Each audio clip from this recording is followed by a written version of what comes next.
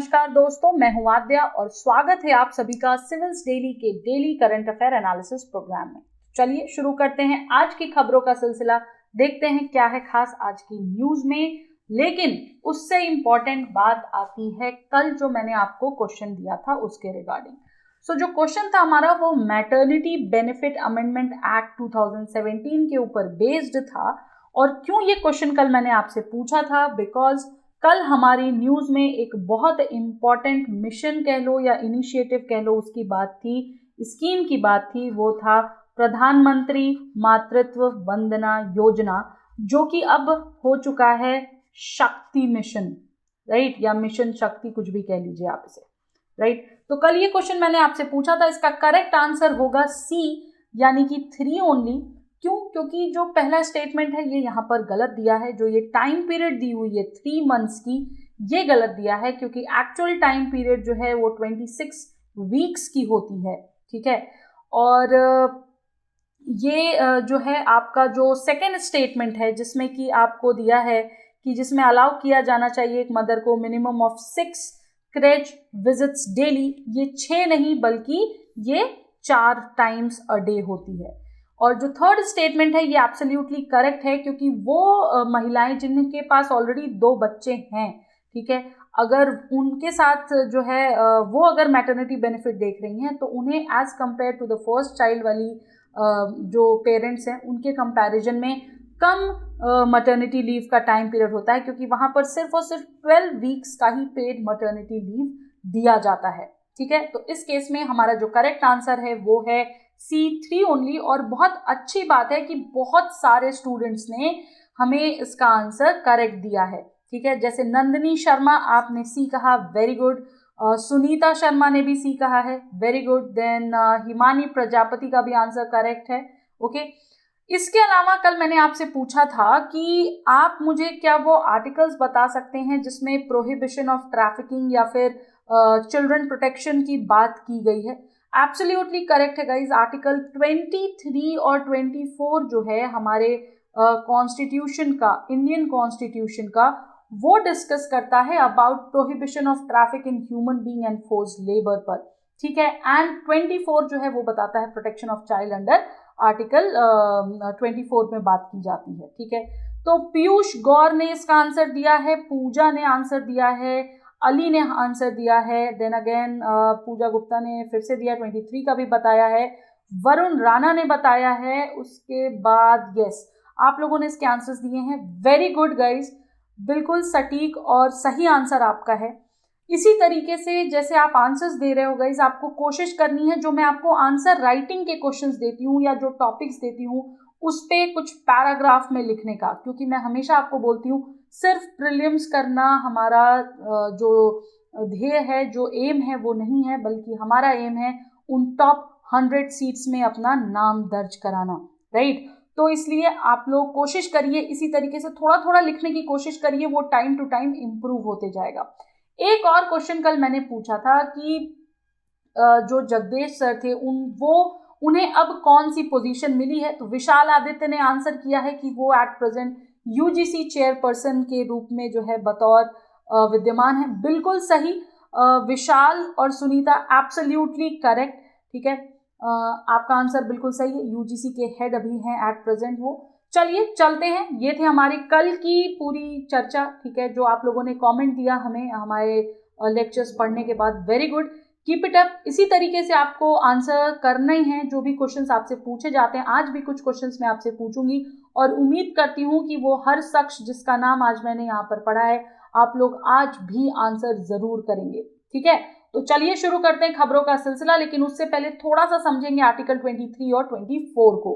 Article 23 जो कि बात करता है prohibition of traffic in human beings and forced labour. इसके 2 पार्ट हैं। जो क्लॉज 1 है वो बात करता है हमारा कि जो ट्रैफिकिंग है ह्यूमन बीइंग्स की या फिर बेगर्स की, other similar forms of forced labour type से, उसे प्रोहिबिट किया जाना चाहिए, ठीक है।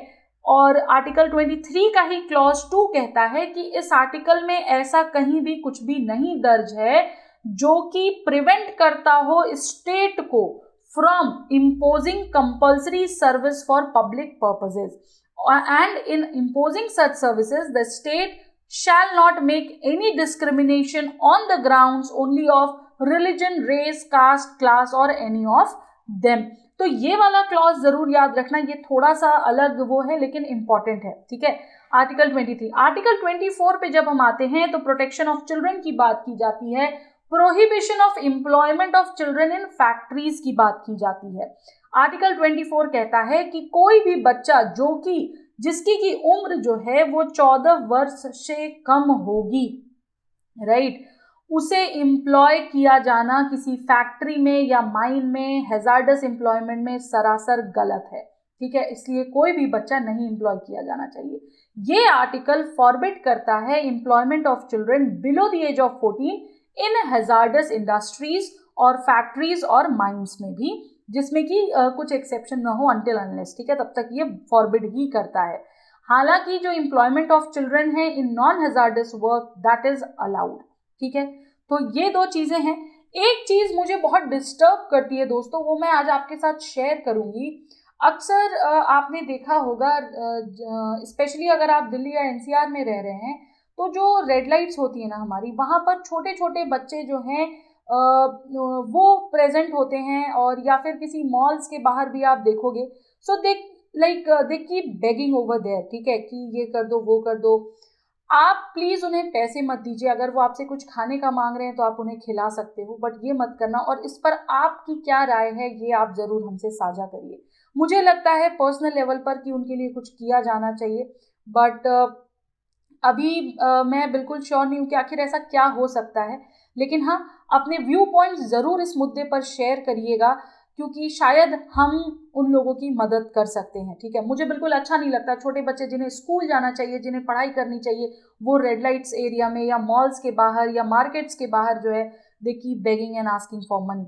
ये गलत है। उन्हें प्रॉपर सुविधाएं मिलनी चाहिए। लेकिन हाँ ठीक है, हमसे जितना हो सकता है हम वो करेंगे। प्लीज़ आप पैसे मत दो, आप उन्हें कुछ खिला दो, या जो वो आपसे मांग रहे हैं वो आप उन्हें दिलवा दो, बट पैसे मत दिया करो, ठीक है।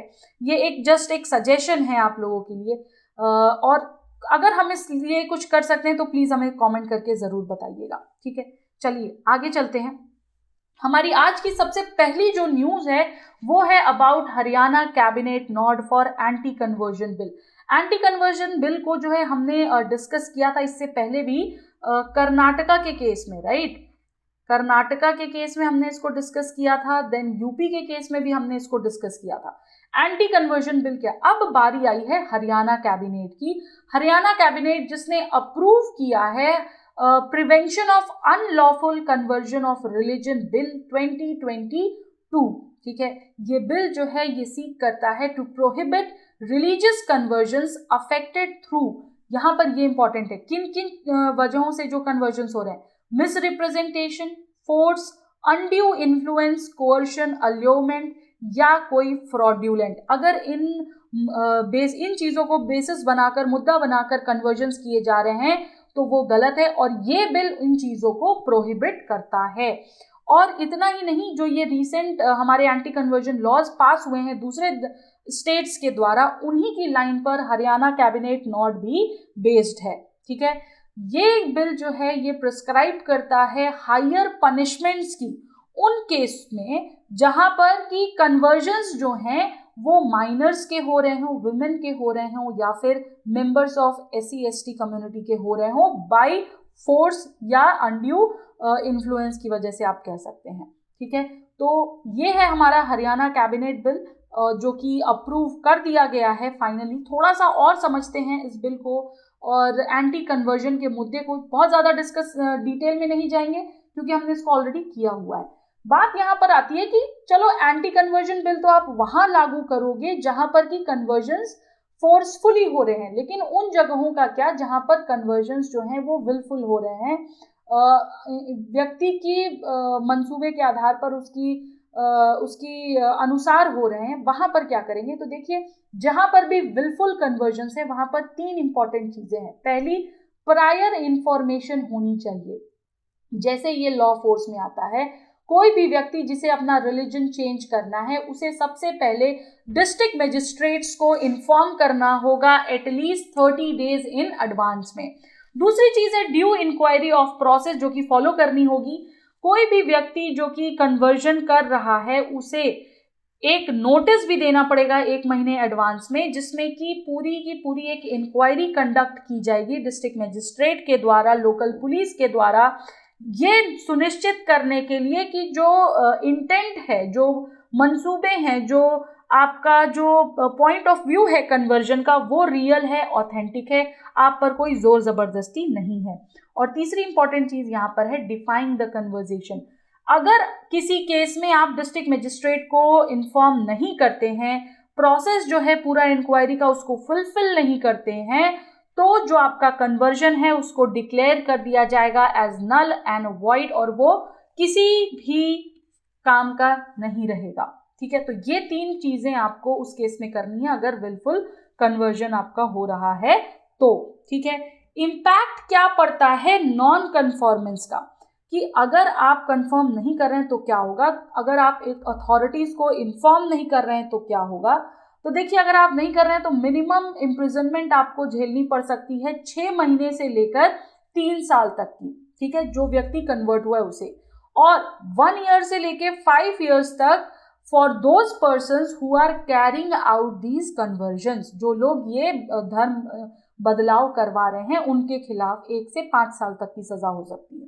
ठीक है, आफ्टर गेटिंग कन्वर्टेड, जैसे ही आपका धर्म जो है वो परिवर्तन हो जा रहा है, उस व्यक्ति को फिर से इन्फॉर्म करना है डिस्ट्रिक्ट मजिस्ट्रेट को 30 दिन के अंदर अंदर कि भाई हमारा कन्वर्जन हो चुका है, और उसे अपीयर करना है डीएम के सामने to confirm his her identity. तो ये है इम्पैक्ट ऑफ नॉन कन्फॉर्मेंस का। ठीक है, कौन कौन से स्टेट्स हैं जिन्होंने ये लेजिस्लेशन पास किया है, तो देखिए अरुणाचल प्रदेश, छत्तीसगढ़, गुजरात, हिमाचल प्रदेश, झारखंड, मध्य प्रदेश, उड़ीसा, उत्तर प्रदेश, उत्तराखंड, और इसके साथ साथ अभी हाल ही में कर्नाटका में भी ये चल रहा है इशू। इन सभी ने लॉज जो है रिस्ट्रिक्टिंग रिलीजियस कन्वर्जन्स पास कर दिए हैं। यहाँ पर पेनल्टीज भी रखी गई है कि जो भी इन लॉज को ब्रीच करेगा उनके लिए मॉनेटरी फाइन्स होगी पेनल्टी में। ठीक है, इम्प्रिजनमेंट्स होंगी, और इतना ही नहीं 1 से 3 वर्ष की imprisonment with fine of 5,000 to 50,000 rupees भी रखा गया है।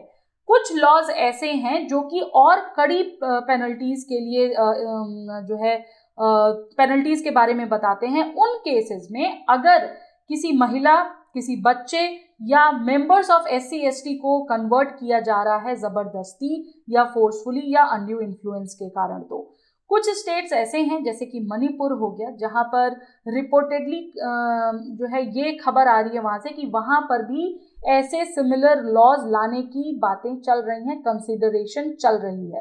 ठीक है, तो चलिए आगे चलते हैं। हमारी अगली खबर जो है वो इंडियन एक्सप्रेस की न्यूज़पेपर से है। ठीक है, एक्चुअली न्यूज़पेपर नहीं कहूँगी, मुझे हमारी टीम को ये न्यूज़ जो है ये बेसिकली वेबसाइट पर मिली इंडियन एक्सप्रेस के, तो वहां से हमने इसको उठा लिया।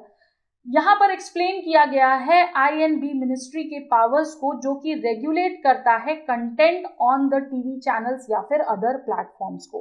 देखिए, हाल ही में क्या हुआ है, जो केरला हाई कोर्ट है उन्होंने अपनी जजमेंट दी है कि जो इंफॉर्मेशन एंड ब्रॉडकास्टिंग मिनिस्ट्री है उसका जो उसने ऑर्डर किया है बैनिंग मलयालम न्यूज चैनल को, क्यों, क्योंकि उनके कनेक्शंस पाए गए हैं विद द रैडिकल ग्रुप्स। तो यहाँ पर पूरा मुद्दा उठ करके आ जाता है जो हमारे एग्जाम के लिए इंपॉर्टेंट है, वो ये कि रोल ऑफ INB मिनिस्ट्री क्या है। ठीक है, कौन कौन से सेक्टर्स INB मिनिस्ट्री रेगुलेट करता है, तो देखिए लास्ट ईयर तक INB मिनिस्ट्री के पास पावर थी to regulate content across all sectors except the internet. ठीक है, बारिंग द इंटरनेट। ये सेक्टर इंक्लूड करता है, जो ये सेक्टर्स हैं इसमें इनमें आते हैं हमारे TV channels, newspapers, magazines, movies, theatres, TV, radio, सारी चीजें। लेकिन सिंस फेब 2021, ठीक है 2021 फरवरी से जो इंफॉर्मेशन टेक्नोलॉजी रूल्स हैं 2021 के, वो जो है एक और पावर एक्सटेंड करते हैं इस केस में, वो है regularity powers over internet content. जो इंटरनेट पर कंटेंट है उसको भी रेगुलेट कर सकता है INB। ठीक है, और अब INB एक्सरसाइज करता है उन पावर्स को भी जो कि डिजिटल न्यूज OTT प्लेटफॉर्म्स जैसे नेटफ्लिक्स हो गया, Amazon हो गया, हॉटस्टार हो गया, वूट हो गया, इन सारे की पावर्स को भी अब वो रेगुलेट करता है। किस प्रकार के कंटेंट इन जगहों पर अलाउड नहीं है, अगर उसकी बात करें तो देखिए कहीं कोई स्पेसिफिक लॉ नहीं है इन कंटेंट्स को लेकर के जो कि प्रोहिबिट करता हो प्रिंट और electronic media, radio, films, OTT platforms को। जो कंटेंट है available on any of these platforms, उन्हें फॉलो करना होगा एक rule, that is the free speech rules of the country. और आर्टिकल 19(1) का जो पार्ट है कि फ्रीडम ऑफ स्पीच की बात जो करता है, जहां पर 6 राइट्स हैं। कौन कौन से 6 राइट्स हैं ये आपको बताना है मुझे कमेंट सेक्शन पे, जो कि आर्टिकल 19 में स्टेटेड हैं। What are those 6 fundamental rights stated in article 19? ठीक है, तो ये बताता है एक्शंस लिए जा सकते हैं अगर रिस्ट्रिक्शंस जो कि लगाई गई हैं उनको वॉयलेट किया जाएगा तो। ठीक है, तो जो भी रिस्ट्रिक्शंस हैं उनको, रीजनेबल रिस्ट्रिक्शंस हैं एक्चुअली, उनको फॉलो करना होगा इन सभी प्लेटफॉर्म्स को। ठीक है, किस प्रकार की ये पावर्स जो हैं वो की है आईएनबी मिनिस्ट्री के पास? तो देखिए फिल्म सेंसरिंग की पावर की अगर हम बात करें तो जो हमारा central board of film certification है यानी सीबीएफसी, वो मैंडेट करता है कि किसी भी पिक्चर को जो कि थिएटर में रिलीज की जा रही है या दिखाई जा रही है उसकी रेटिंग जो है निर्धारित करे, काइंड ऑफ ऑडियंस उसे कैसी देखेगी ये निर्धारित करे। फॉर एग्जाम्पल अगर हम देखें, अगर कोई मूवी है जिसमें सेंसिटिव कंटेंट है या सेक्सुअल कंटेंट है तो उसको अडल्ट ओनली सर्टिफिकेट मिलना चाहिए। ठीक है, हालांकि प्रैक्टिस में अगर हम देखें तो सीबीएफसी जो है वो सजेस्ट करता है अक्सर चेंजेस या कट्स पिक्चर्स में, मूवीज में, बिफोर गिविंग इट्स सर्टिफिकेशन। जबकि जो सीबीएफसी का मैंडेट है, ठीक है, सेंसरिंग अ फिल्म का, वो एक्चुअली में सीबीएफसी का नहीं है। ठीक है, फिर भी it can withhold giving a rating unless the film maker agrees to its suggestions. ठीक, दूसरे मुद्दे पर अगर हम आए, टीवी सेंसरिंग की बात करें तो टीवी चैनल्स की जब हम बात करते हैं तो लास्ट ईयर गवर्नमेंट ने एक 3-tier ग्रीवियंस रिड्रेसल स्ट्रक्चर दिया था व्यूअर्स के लिए, जो कि कोई भी कंसर्न रेज कर सकते हैं अगर उन्हें कोई प्रॉब्लम है तो। कोई भी व्यूअर अगर सक्सेसिवली अप्रोच कर रहा है किसी चैनल को, तो जो सेल्फ रेगुलेटरी बॉडी है इंडस्ट्री की और फाइनली जो आईएनबी मिनिस्ट्री है, वो इशू कर सकता है a show cause notice to that channel. ठीक है, ये इंपॉर्टेंट पावर है आईएनबी मिनिस्ट्री के पास। और इतना ही नहीं, वो फिर आगे जाकर इस पूरे इशू को इंटर मिनिस्ट्रियल कमेटी तक भी ले जाया जा सकता है। अगर हम ओटीटी के पावर्स के कंसर्न में आईएनबी मिनिस्ट्री के पावर की बात करें तो यहाँ भी हमें सिमिलर पावर ही मिलते हैं। ठीक है, अब आते हैं न्यूज चैनल्स पर कि भाई न्यूज चैनल के केस में क्या पावर होती है। तो देखिए पास इशू में जो है ऑर्डर्स जो हैं वो दिए गए हैं, आईएनबी मिनिस्ट्री को पावर दिया गया है कि वो टेम्पररीली बैन कर सकता है न्यूज को या किसी भी अदर चैनल को। ठीक है, नवंबर 2016 में जो है 1 दिन का बैन लगाया गया था एनडीटीवी पर। ठीक है, क्यों? क्योंकि उसने रिपोर्ट किया था पठानकोट टेरर अटैक का। वायलेशन जो है जितनी भी हैं वो लीड कर सकती हैं towards the revocation of channels uplinking licence as well as downlinking licence. Uplinking licence होता है for sending content to a satellite और डाउनलिंकिंग होता है for broadcasting to viewers through an intermediary. Print की बात करें अगर हम, तो based on the recommendation of press council of India, जो गवर्नमेंट है वो सस्पेंड कर सकती है एडवर्टाइजिंग टू अ पब्लिकेशन। और लास्ट ईयर आईटी रूल्स के द्वारा अगर हम बात करें तो आईएनबी मिनिस्ट्री को एक ऑर्डर इशू किया गया था कि उनके पास पावर है to ban the websites on their content. ठीक है, तो ये इंपॉर्टेंट पावर्स हैं। अगर हम बात करें जो दूसरी एजेंसीज हैं वो क्या रोल प्ले करती हैं, तो देखिए जो दूसरी एजेंसी है उनका कोई भी डायरेक्ट इन्वॉल्वमेंट यहाँ पर नहीं होता है। जो पावर्स है रेगुलेट करने की कंटेंट को, वो रेस्ट करती है आईएनबी मिनिस्ट्री के साथ। हालांकि जो मिनिस्ट्री है वो रिलाई करती है on the inputs from other ministries as well as intelligence agencies पर। रीसेंट केसेस में जो लाइसेंसेस हैं वो रिवोक किए गए हैं होम मिनिस्ट्री के, क्योंकि होम मिनिस्ट्री ने जो है वो डिनाई कर दिया है सिक्योरिटी क्लियरेंस को। ठीक है, एक नया मैकेनिज्म भी लेकर आया गया है आईएनबी मिनिस्ट्री द्वारा, मिनिस्ट्री ने जिसे अडॉप्ट किया है, वो ये है कि जो इमरजेंसी पावर्स हैं अंडर द आईटी रूल्स, ठीक है, to block certain YouTube channels and social media accounts based on the inputs from the intelligence agencies. तो इंटेलिजेंस एजेंसीज जो है वो इन्हें इसके बारे में बताती हैं और फिर ये एक्शन लेते हैं, उसे ब्लॉक करना हुआ या बैन करना हुआ या रिमूव करना हुआ या रिवोक करना हुआ, जो भी एज पर दी सर्कमस्टांसेस। ठीक है, नेक्स्ट न्यूज जो है वो इनकॉइस से रिलेटेड है, about the coastal vulnerability index. INCOIS ने कैरी आउट किया है कोस्टल वल्नरेबिलिटी असेसमेंट को for the entire Indian coast at states level.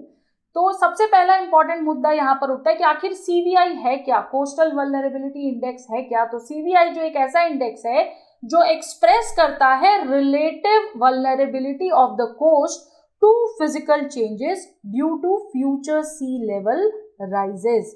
ठीक है, अंडरलाइन कर दिया है मैंने, अगर आपको देखना हो तो ये इंपॉर्टेंट चीज आपको मिलेगी।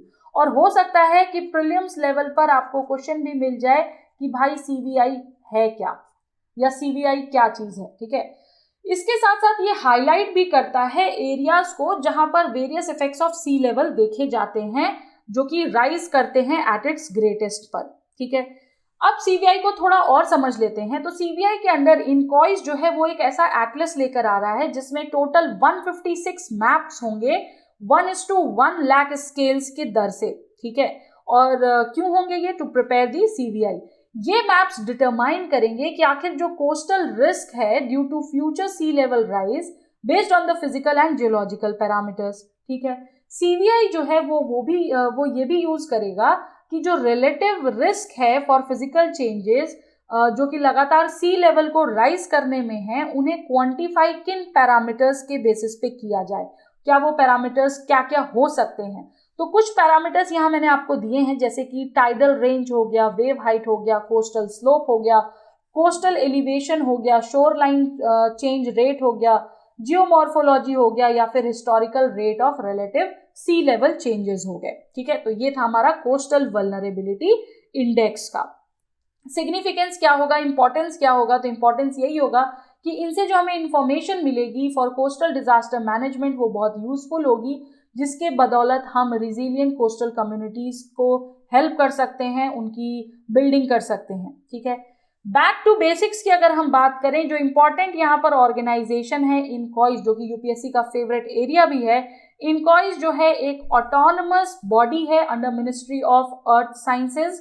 ठीक है, it has been use issuing alerts on potential fishing zone, ocean state forecast या फिर सुनामी अर्ली वार्निंग्स में भी। इसके अलावा ये वर्क करता है through a dedicated ocean modelling observation computation facilities पर भी। ठीक है, तो ये था हमारा इनकॉइस और ये था सीवीआई का इंपॉर्टेंस प्लस उसकी वो होता क्या है उसके बारे में। ठीक है, चलिए आगे चलते हैं अगली खबर पर। नेक्स्ट न्यूज हमारी श्रीलंका से रिलेटेड है। श्रीलंका खुद का आधार लॉन्च करने वाला है, जिसमें इंडिया ने अग्री किया है to provide a grant to Sri Lanka to implement a unitary digital identity framework. ठीक है, और ये फ्रेमवर्क बिल्कुल आधार कार्ड के मॉडल पर होगा। तो ये है यूडीआईएफ। यूडीआईएफ क्या है, यूडीआईएफ अपेरेंटली इंडिया के आधार कार्ड जैसा ही है। इसके प्रोसेस में एक्सपेक्ट किया जाएगा कि पर्सनल आइडेंटिटी वेरिफिकेशन डिवाइस हो, जो कि बेस होगी बायोमेट्रिक डेटा पर, डिजिटल टूल होगा that will represent the identities of individuals, और इतना ही नहीं, आइडेंटिफिकेशन ऑफ इंडिविजुअल आइडेंटिटीज भी होंगे यहाँ पर। ठीक है, तो ये होगा यूडीआईएफ श्रीलंका का। ओके, ये न्यूज हमारी ब्रह्मोस डील से रिलेटेड है, जो कि वैसे तो कल के एक्सप्लेनर में थी, इसमें कुछ खास नहीं है। जो फिलीपींस की जो हमारी डील हुई थी रिलेटेड टू ब्रह्मोस एरोस्पेस, उसके बारे में जो है बताया गया है। मैंने हाईलाइट कर दिया है जो एरियाज आपको यहाँ पर पढ़ने हैं। सिर्फ ये एक रिवीजन है। क्यों रिवीजन है, क्योंकि ऑलरेडी इस डील को हमने पहले जो है इसको कवर अप किया हुआ है। इस पूरे जो हमारा ये जो न्यूज है इसको बहुत अच्छे से कवर अप किया है, बट सिंस ये न्यूज में था इसलिए मैंने आज इसे डाल दिया। तो इसके इंपॉर्टेंट हाइलाइट्स देख लीजिए। डील्स ऑफ द कॉन्ट्रैक्ट के बारे में यहाँ पर बताया हुआ है। फिलीपींस कॉन्ट्रैक्ट क्या क्या चीजें इंक्लूड कर रहा है, 3 चीजें, BrahMos missile, battery training for operators और मेंटेनर्स, सारी चीजें। ठीक है, कोस्टल डिफेंस रेजिमेंट की बात करें तो फिलीपीन मरीन्स है which is under the navy, will be the primary employer of the missile system. ठीक है, ब्रह्मोस मिसाइल सिस्टम क्या है ये भी मैंने आपको समझाया है, तो इसको भी देख लीजिएगा। ब्रह्मोस जो है वो जॉइंट वेंचर है आपका डीआरडीओ जो कि इंडिया का है, और बिटवीन रशियाज एनपीओ मशीनोस्त्रियानिया। ठीक है, इसका जो है ये जॉइंट वेंचर है, तो इसको ध्यान में हमें रखना है।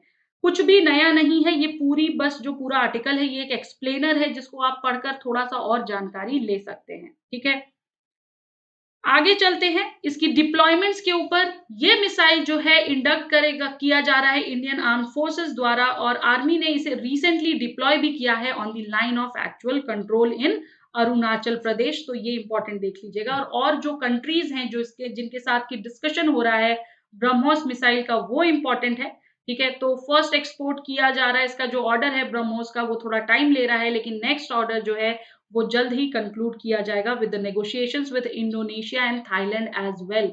यानी फिलीपींस के अलावा इंडोनेशिया और थाईलैंड के साथ भी हमारी बातचीत चल रही है। ठीक है, तो ये था हमारा ब्रह्मोस। बहुत ज्यादा डिटेल में मैं नहीं जा रही हूं, आप इसको पढ़कर समझ सकते हैं क्योंकि ऑलरेडी हमने इसको कवर अप किया हुआ है। ठीक है, चलिए आज का क्वेश्चन है आपके लिए, ये क्वेश्चन ऑफ द डे है, right to freedom of religion से आप क्या समझते हैं। ऑप्शंस मैंने दिया है, इसको आंसर जरूर करिएगा और बताइएगा मुझे कमेंट सेक्शन में लिखकर कि क्या होगा इसका करेक्ट आंसर।